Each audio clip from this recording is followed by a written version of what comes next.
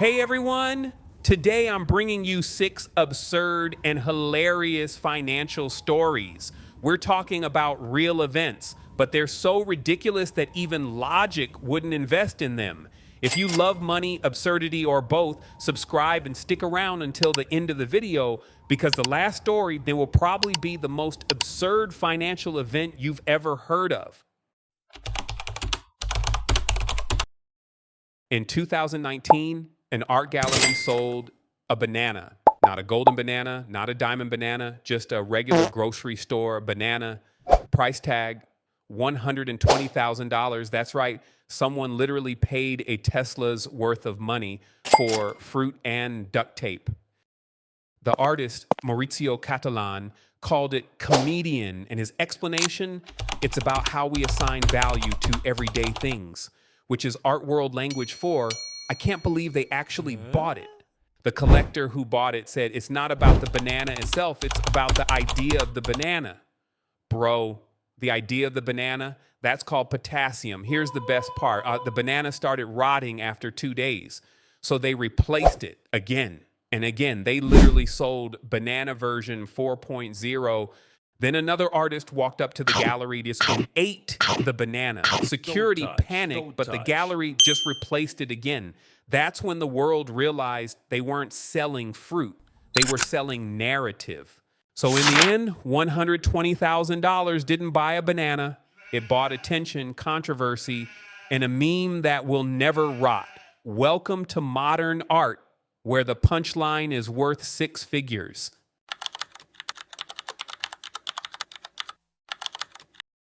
In the 1990s, people believed small plush toys would make them millionaires, not stocks, not real estate. Toys, they were called Beanie Babies. They weren't just toys anymore, they were investments. People hoarded them, insured them, even stored them in vaults. Some couples divorced over who got the bare name Princess. Prices exploded. A $5 toy sold for $5,000. Everyone thought they were geniuses until eBay came along and showed everyone owned the same rare toy. When the market crashed, people lost everything. Warehouses full of stuffed animals became tombs of bad decisions. One guy spent $1 million on Beanie Babies. Today, they're worth less than the stuffing inside. So what did we learn? The moment you call something collectible, it stops being valuable and starts being a future garage sale.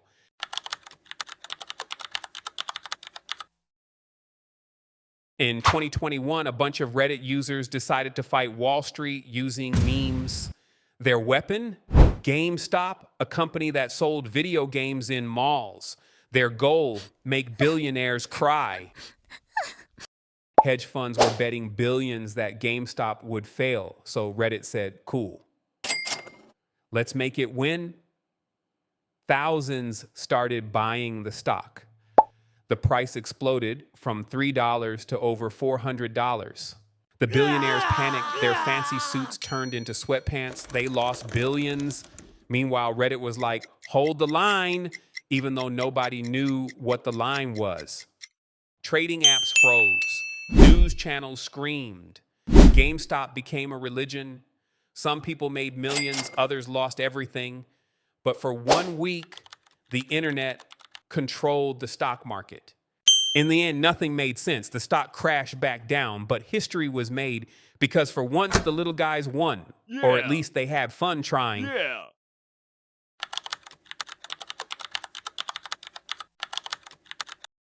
In 2015, 2 Canadian entrepreneurs had an idea. What if we sell fresh mountain air in cans? And people said, that's stupid. Then the first batch sold out in days. They named the company Vitality Air and sold canned air for $32 each. The target audience, rich city people who wanted to breathe nature. Their slogan was, breathe the difference. They shipped air to China where the pollution was bad. One customer said, it smells like freedom. Bro, it's literally oxygen. They made hundreds of thousands of dollars selling air, something that's literally free. And you thought NFTs were bad. So the next time someone says money is in the air, remember, for these guys, it literally was.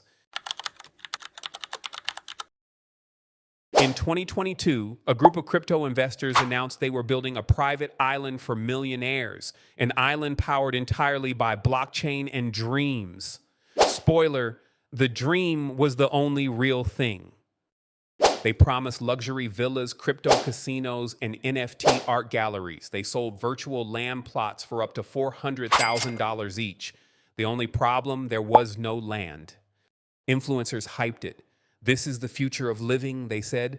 Investors joined FOMO style as buy first, think never. Months later, nothing was built. The founders disappeared, the website was deleted, and the Discord went silent. Turns out the only thing decentralized was their responsibility. So yeah, the crypto island never existed. But the scam, that was very real. Welcome to the metaverse where you can lose money on land that doesn't exist. In the 1630s, the Netherlands lost its mind over flowers. People weren't trading gold or silver. They were trading tulips. One rare tulip bulb was worth more than a house. People sold land, jewelry, even cows just to buy one, because in their minds, tulips would only go up in value. But then nobody wanted to buy anymore. Prices crashed overnight. The same tulip that was worth a mansion couldn't buy a loaf of bread. The first financial bubble in history was born and died. People blame the market, fate, even the flowers. But in truth, the only thing that inflated was human greed. So remember, every time a market gets too excited and somewhere a tulip smiles.